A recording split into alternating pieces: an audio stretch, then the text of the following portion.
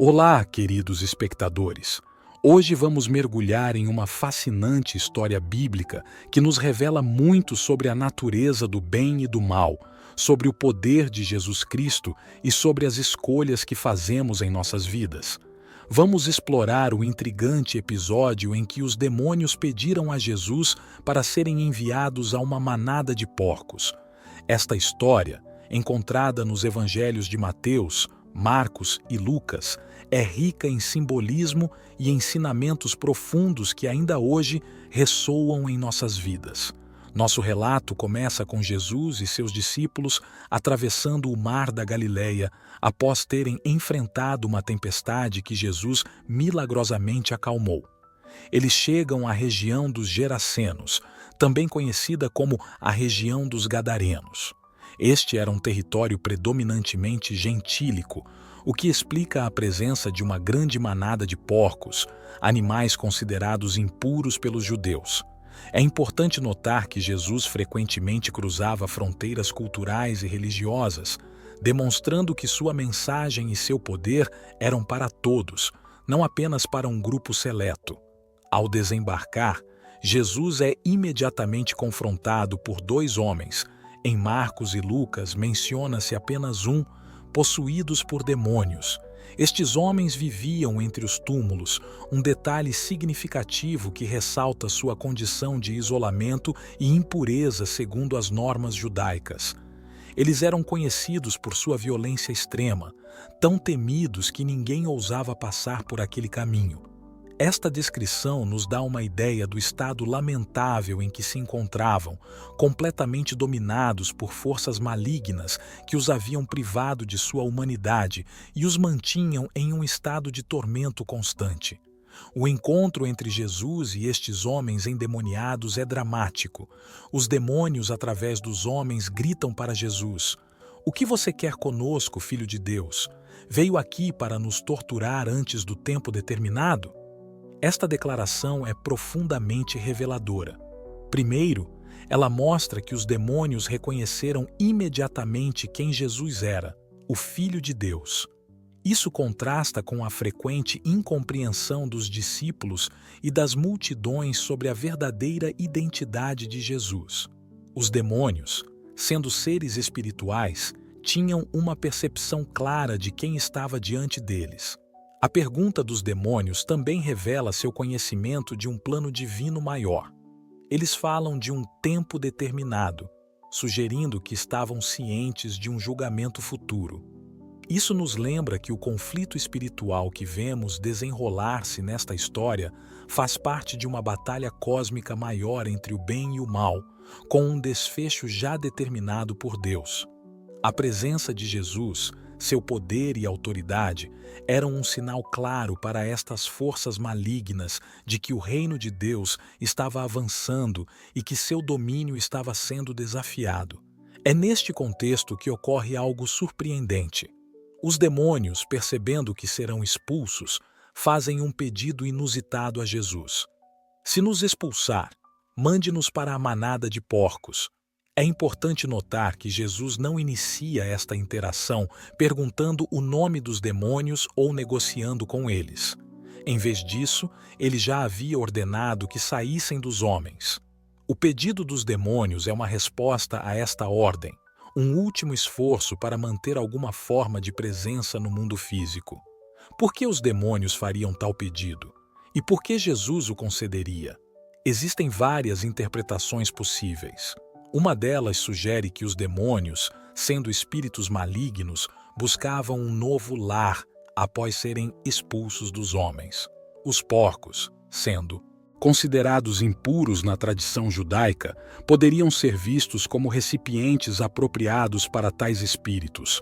Outra interpretação é que os demônios, em sua natureza destrutiva, buscavam causar o máximo de dano possível, mesmo em sua derrota. Ao entrar nos porcos e causar sua destruição, eles poderiam gerar hostilidade contra Jesus entre a população local. A decisão de Jesus de permitir que os demônios entrassem nos porcos é intrigante. Alguns argumentam que isso demonstra o respeito de Jesus pelo livre-arbítrio, mesmo quando se trata de seres malignos. Outros veem nisso uma demonstração do poder de Jesus sobre todas as criaturas, tanto espirituais quanto físicas. Independentemente da interpretação, o resultado é claro. Os demônios entram nos porcos e toda a manada, cerca de 2.000 animais, segundo o Evangelho de Marcos, se precipita por um barranco, afogando-se no mar. Este evento espetacular tem consequências imediatas. Os homens que estavam possuídos são libertados, recuperando sua sanidade e dignidade. Este é um poderoso testemunho do poder restaurador de Jesus. Onde antes havia caos, violência e desespero, agora há paz e restauração. É uma bela imagem do que o encontro com Jesus pode fazer na vida de uma pessoa, não importa quão desesperadora pareça sua situação. No entanto, a reação da comunidade local é surpreendente e triste.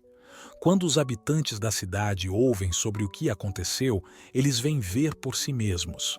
Encontram os homens anteriormente possuídos agora em seu perfeito juízo, vestidos e sentados aos pés de Jesus.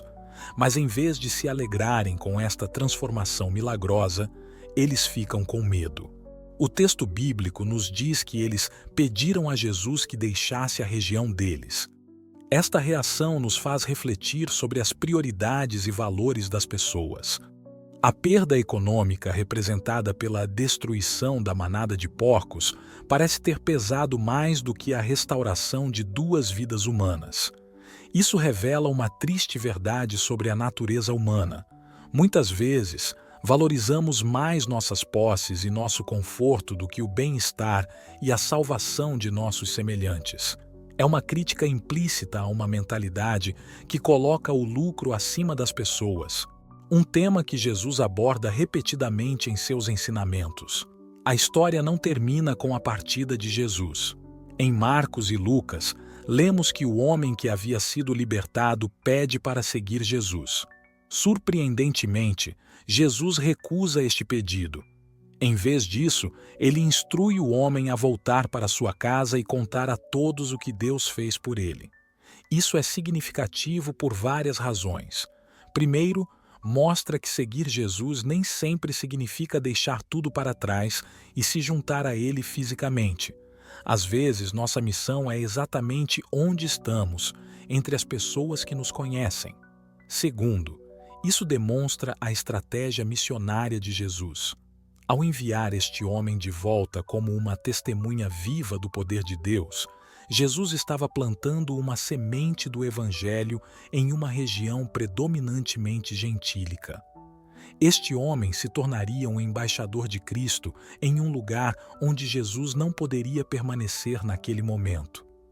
É um lembrete de que cada pessoa transformada por Cristo tem um testemunho poderoso para compartilhar. Esta história nos desafia de várias maneiras. Ela nos faz questionar nossas próprias prioridades. Estamos mais preocupados com nosso conforto e segurança econômica do que com a transformação espiritual de nossas comunidades. Reconhecemos o poder de Deus para mudar vidas, mesmo aquelas que parecem estar além de qualquer esperança. Estamos dispostos a acolher a obra de Deus em nossas vidas e comunidades, mesmo quando ela perturba o status quo. Além disso, este episódio nos lembra da realidade do conflito espiritual. Embora nem todos os problemas possam ser atribuídos diretamente a influências demoníacas, a Bíblia é clara sobre a existência de forças espirituais que se opõem a Deus e seu povo. No entanto, a história também nos assegura que essas forças estão ultimamente sujeitas à autoridade de Cristo. Não importa quão poderoso o mal possa parecer, ele não pode resistir ao comando de Jesus. A história também nos fala sobre o valor que Deus dá a cada indivíduo. Jesus estava disposto a perturbar uma economia local e enfrentar a rejeição de uma comunidade inteira para libertar 2 homens do tormento. Isso reflete o amor sacrificial de Deus, que valoriza cada alma individual mais do que qualquer consideração material ou social.